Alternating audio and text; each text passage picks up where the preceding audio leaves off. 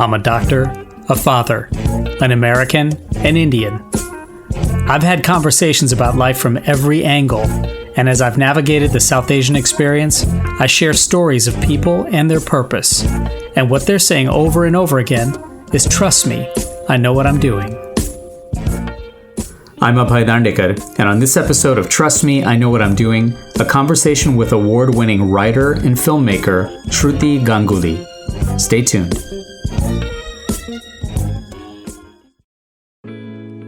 So for anyone who knows me, I truly love concepts and big picture thinking that requires a vision. But I get particularly excited when that vision is executed into a real outcome by journeying through the planned steps and embracing all the twists and turns and surprises along the way. It's really art and science in synchrony. And speaking of which, thank you for artfully and scientifically listening to the show and sharing it with your friends, for subscribing to and downloading the podcast, and for following us on social media at Dr. Abhay. So far, I've shared conversations on the show with so many who take their vision and transform it into art, which is certainly at the core of a seeming explosive renaissance of South Asian storytelling in the American entertainment industry. And someone who perhaps has a front row seat to this, with both a global and a South Asian lens, is the multi-talented Shruti Ganguly.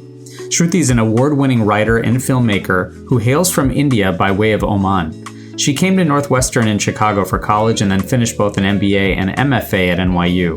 Shruti was a member of President Obama's Entertainment Creative Collaborative Outreach Committee and has produced or directed numerous innovative film and video projects with diverse artists, brands, and creators. In 2017, she started her own production company, Honto 88, bringing brave and bold vision to fruition in all mediums and working with artists like Keanu Reeves and James Franco. She's a published writer, the co-founder of the Resistance Revival Chorus, and most recently, she's been tapped to adapt Shilpi Somaya Gowda's internationally best-selling novel, Secret Daughter, for Amazon Studios, set to star Priyanka Chopra Jonas. Now based in both New York and Oslo, and given her appreciation and empathy for a global, diverse, and inclusive perspective, Shruti's work is helping to share stories with both specificity and truth. We caught up recently, and I know it may seem strange, but I wanted to start our conversation in asking Shruti about how her life sounds at the moment. You know, I'm fascinated by one thing that I read about you, and perhaps how apropos, we were just talking about this, to your name, Shruti, that you're someone who's guided relatively by sound, and that, you know, sonically you have some steerings. And so what does life and art and work sound like right now for you in 2022? Wow, thank you so much for that question. I also just quickly, I don't think I had an appreciation for my name until more recently. And just a backstory there, you know, being Bengali on my father's side, the oldest female relative on your dad's side picks the name. And so my very religious Hindu grandma picked Shruti, which obviously also refers, you know, it has a musical connotation, but really it means the truth from sound. And the holy books of the Hindus the Vedas come from like the Shruti and the Smriti, that which is, you know, heard, like the storytelling, verbal, oral tradition. And Smriti is that what is seen visually. And so I think as a filmmaker, I've really connected on a different level with my name, because as I've also started to see how I connect with my own work, I've found that sound has been a really important cue and driver for me. And I write to music. I think in sound in so many ways. I edit knowing sound transitions more than visual ones sometimes. So at this very moment, what does my life sound like? Well, I would like to hope I always have some aspect of Motown that keeps a certain beat in my step. And it has like a certain tempo and kind of, there's, you know, some aspect of joy. And I think that iteration in some ways, in a modern sense, I've been listening to a lot of John Batiste, who's a friend of mine, and Leon Bridges.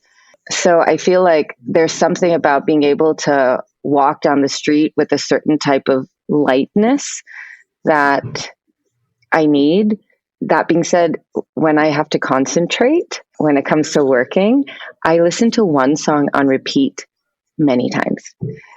Wow. And that also happens when I'm flying because I don't enjoy flying so much. And so I listen to a certain track over and over again that kind of, I don't know, it creates some type of momentum. And that tends to be a little bit more electro pop. I was going to say, so does that track vary? Does that almost like focus and concentrate? Does it vary with the moment for you, or is it something that's just an all-time favorite? It helps you calm down, or helps you actually like concentrate or focus? I think it's more, it may be different songs. I may go back to some later, but it can range from like Solange's Losing You to a song by a Norwegian producer artist called Gundelach called Spiders. And there's something that I'm able to meditate to almost when I play it enough. So it's almost like there's a moment for the meditation on the music, and then there's also a moment for the just pure soundtrack in the background. I know that it's been almost 5 years since you found and launched your production company. In some ways, thinking about the sounds of that, thinking about this idea of having combinations of productivity and meditation and silence and reflection, sort of having it mature and develop, what are some of the highlights of maybe the things you've learned, but particularly about yourself? I mean, I love that this is called Trust Me, I Know What I'm Doing, because I think when I started my company, I had the counter to that, like, trust me, I don't know what I'm doing. Yeah. Actually. And, you know, if I could tell myself like 5 years ago what was going to be happening, I would just be like, keep going. It's going to be fine. It's going to be okay. Because it's, you know, the entertainment business is a bit of the rodeo. I just found out, you know, I'm meant to direct a movie in July. It's a film I've been attached to direct for the last 5 years. And then a couple of days ago, I found out that because of an actor's schedule on a TV show, that now we have to adjust the dates to shoot a month prior. So I'm like, that's June. Wow. That's now. Yeah. So it's definitely an entertaining industry, even for the ones who are in it. And I think you're just kind of like, just trying to stay calm in the midst of things. And, you know, I'm currently writing a movie for Amazon, and the film I'm directing is going to be distributed by Universal. So that's, you know, exciting news. And I have a couple of shows at Warner Brothers, and I can tell you all the things that are going on. But, you know, it sounds like it all happened overnight, but it's taken all these years and a lot of rejection and some yeses and some breakthroughs and some changes. But it's been an incredible like growth period, I'd say, professionally and personally. I wonder if that resilience and the ability to endure has that been something that for you has in fact changed your levels of confidence? I mean, the enthusiasm and the creativity and the art are there, and I imagine they were there in the very beginning, and maybe even that's evolved. But I wonder that through all those times of having to be flexible and really sort of adapt with the industry, whether your confidence and the trust that you have in yourself has grown and matured too. I mean, to be honest, before I started the company, I was not in a very good place. I was in a pretty dark place because I had, you know, was partners, you know, I had a partnership falling out and with a very close friend of mine. And honestly, it like made me spiral into, you know, a dark place. And I had lost all sense of hope and wanting to be in this business, because I thought, if you're going to get screwed over by someone who you know and love, and then how can you trust other people in this industry? Sure. And I ordered LSAT books because I was like, I'm going to finally go to law school, even though I already have an MBA and an MFA. And I frankly probably do not need any more degrees, but I was like, I need enough contracts. Right. Is that the default? When all else fails, get your LSAT books going. I think at least you know that you're not going to be emotional about contracts. Right. I think that I was already starting at a low point. And ironically, I was producing a film at that point that I had developed with this director, Chris Keneally, and with Keanu Reeves, who was an exec producer on the project. And the three of us had been working on this film. And we had these other producers who were, all guys, white dudes, straight white guys, and they all had companies. And I was like, you know what? I need to have a company too. And it's not like I actually wanted to have a company, but I just didn't want it to be and just my name. And so I kind of started this company more because I was like, well, they have one, I will. To run a company, to be like a founder's CEO type is not, I'm a filmmaker who has a production company is really how I would look at it. And so it's been a really, I think I was lucky to have, some colleagues and people that I've been working with who wanted to kind of join that kind of nutty ride. And I think that's really also how I was probably able to keep doing this for the last several years. I think that's so fitting that at some point you have to sort of embrace the nuttiness of it and call it for what it is. But on top of that, I saw that you also learned how to drive a tractor. So if you can do that, then I'm sure that you can kind of tackle anything, right?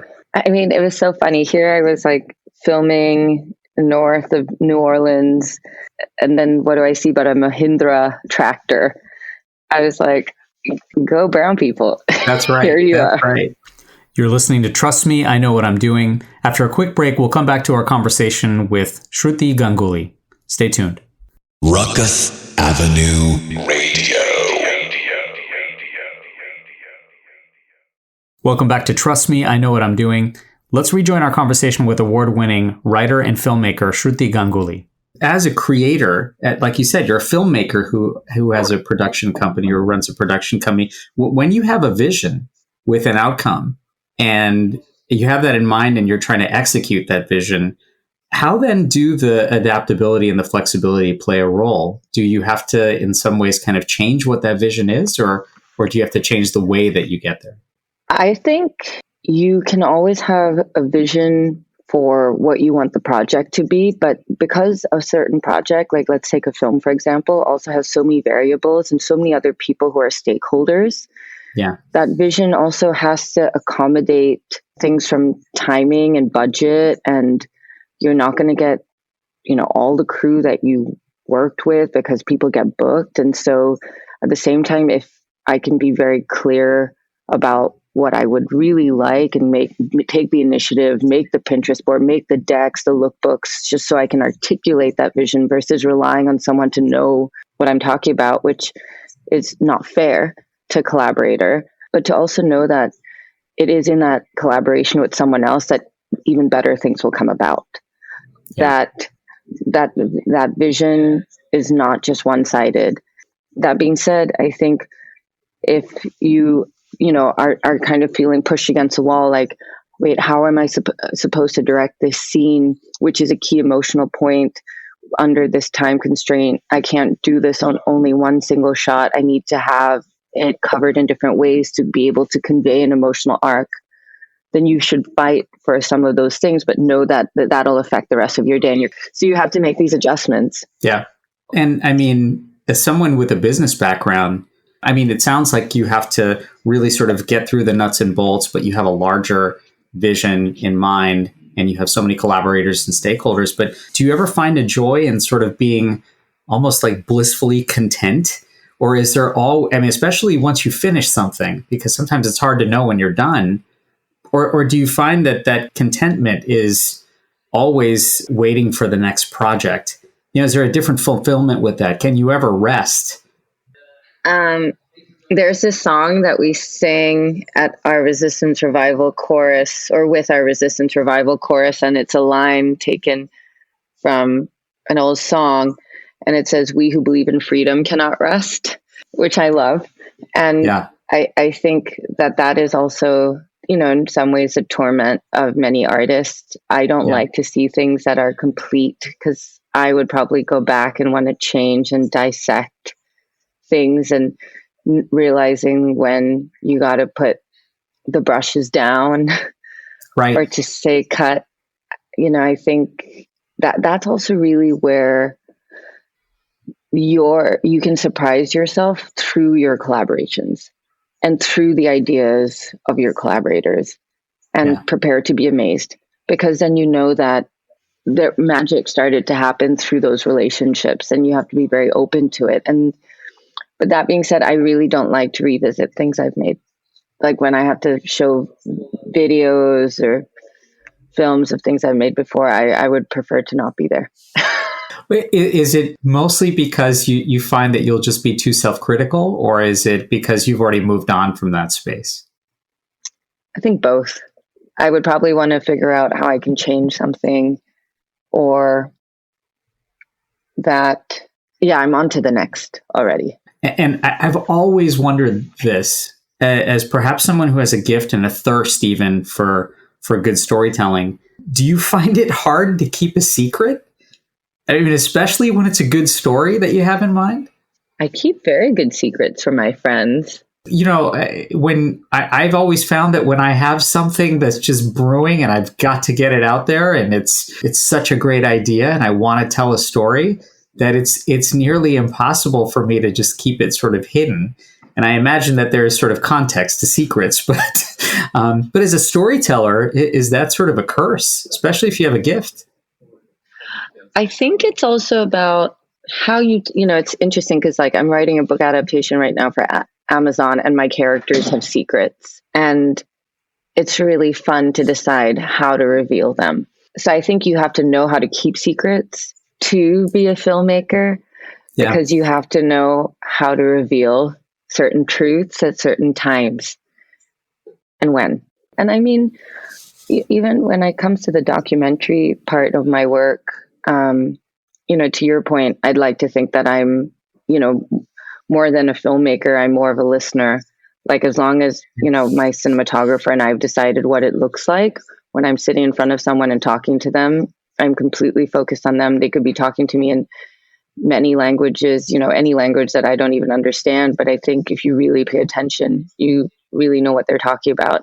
Well, and speaking of that, you have footprints and history and roots now in many, many places. How has that experience been a major informant, particularly for relationship building and community building, compared to someone who perhaps has been in New York City or Mumbai or Muscat or Oslo for generations?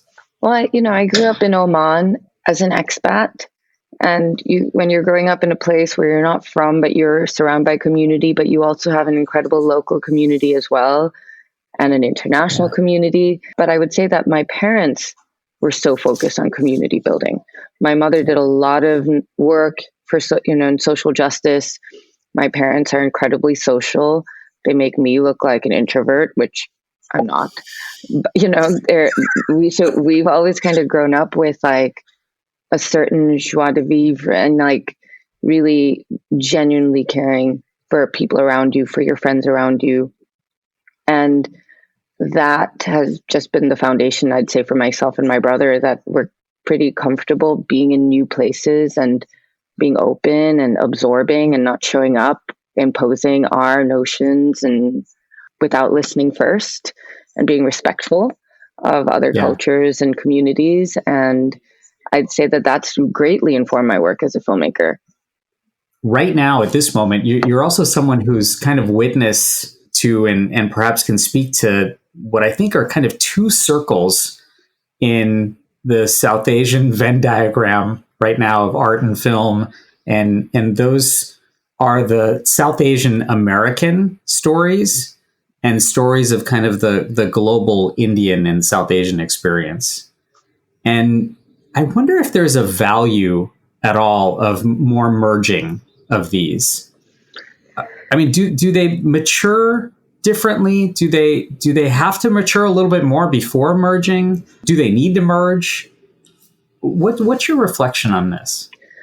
I think that's a really interesting question, because when I first came to the US for undergrad, I felt like there was such a disconnect between Indian Americans and Indians from India. And I was kind of in this odd place of being an Indian who grew up in the Middle East, but then I went to high school in India to an international school. So just a weirdo. And that too, I also had a bit of an American international accent, but then speak Hindi and understand it pretty fluently. But I will say that that is changing. And I think that there's a great merger, because I think as a community in the US, there's a greater acceptance now of claiming one's space and identity. I think that there was this aspect of, an immigrant or first gen to be, whiteness was something to aspire towards, because that's what success looked like. Success had a certain type of feeling, that the less of your culture that you could be in, white spaces, the better it would be. Whereas if you're an Indian from India, you just know how to be in your own Indianness for the most part. There's already a pretty good roadmap for that one. Yeah. So I think now we're in this interesting place of really dissecting and delving into our conversations around migration and understanding our shared history. It's like the 75th year of partition. We're really kind of diving in to understanding who we are and where we've come from. You're listening to Trust Me, I Know What I'm Doing. After a quick break, we'll come back to our conversation with Shruti Ganguly. Stay tuned. Ruckus Avenue Radio. Welcome back to Trust Me, I Know What I'm Doing. Let's rejoin our conversation with award-winning writer and filmmaker Shruti Ganguly. Do you find that, for you personally, that these, I wouldn't say dichotomy of stories, but at least the diversity of stories is important to dissect out, as opposed to really diving in? I mean, I can speak perhaps to the Indian American experience or the South Asian American experience, but I can't necessarily speak to the experience of what it's like to be a global Indian. But I'm interested in that, as well as those who are dissecting out what's going on in the South Asian American experience. And I wonder if that's precisely where something like Secret Daughter sort of is emblematic. Yeah, I mean, I think that what the amazing thing with more South Asian stories coming out is that we have to, I think, lean into more specificity than ever before and push against, I think, this kind of broad Indian Hindu generalization that is also representative of South Asian culture. When you think that India has the largest population of Muslims in the world as a country, 200 million, you're like, where are some of those stories that are also kind of hitting in, the kind of North American media context? Anywhere, for that matter. And so that's really important because it's often ignored. And the other aspect is, even though we don't like to talk about it, it's like unless we boycott our own last names, we will always have a reference to caste. So I think that there's a lot of dissection that one has to even do with one's own identity, but then creating a space to allow for other stories and that type of awareness.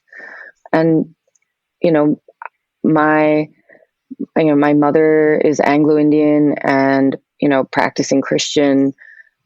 We grew up, my father's Hindu. We grew up in Oman, in a Muslim country. And I met the Dalai Lama when I was in high school because we had a relationship with the Tibetan government in exile. And I was like, I'm going to be Buddhist. And so I think having that type of multi-faith, multicultural, Indian or South Asian culture in general is quite multi, and we need to kind of bring that into the fold more. And hopefully at one point not have to explain it. Right. Well, are there guardrails to this at all? It's especially being cognizant to South Asian stories that don't account for this kind of evolution and mixture and blending. Like you said, the multi part of it. This transformation of identity with a lot more increasing heterogeneity and global influence. In some ways, if you don't merge or don't actually treat it with seriousness, does the South Asian American story then, if you don't if you're not cognizant of that, does it face a threat of irrelevance? Well, I think if you're not, I mean, and this is the role of filmmakers and people in media, is to make, to take some responsibility and accountability for that awareness and therefore that action when it comes to the choices. And because stereotypes have been perpetuated, I mean, most things that have South Asians on TV always have a Diwali party or a wedding. Like, is that the only thing that's synonymous culturally with us? And I think there's so much more. What about Christmas? What about a South Asian Christmas? We're always talking about Christmas movies. Christmas in my family is bigger than anything else. Most people will know, right? So we have to push for that and be like, that is an authentic experience. Sure. You helped host a pre-Oscar South Asian excellence event. And I was struck by one thing that Utkarsha Ambudkar wrote. And he wrote a line that said, we used to compete in isolation, and now we congregate in celebration, in collective contemplation of our next move. And so what's the next move? Both maybe individually for you and collectively. Well, one of the things that one started to find is that there was this aspect also coming from this notion of a model minority. There was this deep-rooted idea that there would only be space for one of us, right? Because that's how the industry views us. And to some extent, they've done that. They've pitted people against each other. And the only way to counter that is for South Asians to come together and be like, we are going to be, people are going to kind of assume we're all the same, and we're not. Yeah. And if we don't band together and also kind of fight for making sure that we're controlling the narrative and those choices, then we're never going to come together as a community and make sure that we'll have those more complex stories and characters in media. And so at the pre-Oscar event, which was such an incredible room, I mean, the fact that there were 10 South Asian nominees, that's really why we were coming together. And those films, you had the first filmmaker from Afghanistan. Afghanistan is often ignored when it comes to understanding the South Asian context. You had the first Oscar nominee from Bhutan. You had a film from the UK. You had the one film from India was also digging into, a newsroom that was fighting against Modi's India, in terms of violence against women, casteism, and so on. And and Islamophobia. So when you're looking at the diversity of, the films and filmmakers who were selected, it was an incredible moment for everyone to come together to celebrate them and to be in a room with execs in Hollywood to say, okay, here we are, and there's enough of us. And that was the thing that was amazing, was several people, who said, we've been in this industry for 2 decades. And there used to be one or two of us in these rooms. And now there's hundreds of us. Right. And so I think that visibility, that comfort that we don't need to compete, even though we may have to for certain roles and so on, but we're going to approach it as healthy competition and create other opportunities and so on. That's ultimately how we can grow and make better things. Well, growing and making better things is hopefully a great mantra for everyone. Shruti, thank you so much for joining us. What a treat, and I hope we'll get a chance to catch up again. Yes, thank you so much. It was wonderful to be here, and trust me, I still don't know what I'm doing now. We'll both make our way there. How's that? Yeah, good idea. And you can learn more about Shruti and her work at honto88.com. Trust me, I know what I'm doing should not be taken on an empty stomach and may cause euphoria, curiosity, concern, introspection, and possibly elation. Consult your friends and family and maybe even a doctor prior to consumption. Till next time, I'm Abhay Dandekar.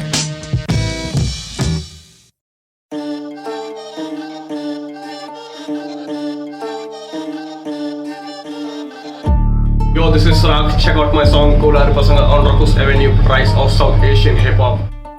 நம்ம கூட கோளார் பசங்க கோளார் கோளார் கோளார் பசங்க ரங்கான வேலை வச்சுக்கின்னு அவித்து ஓட விட்டுருவானுங்க செத்து போனாலும் கெத்து போகாது ஒரு துளி கூட சூடு குறை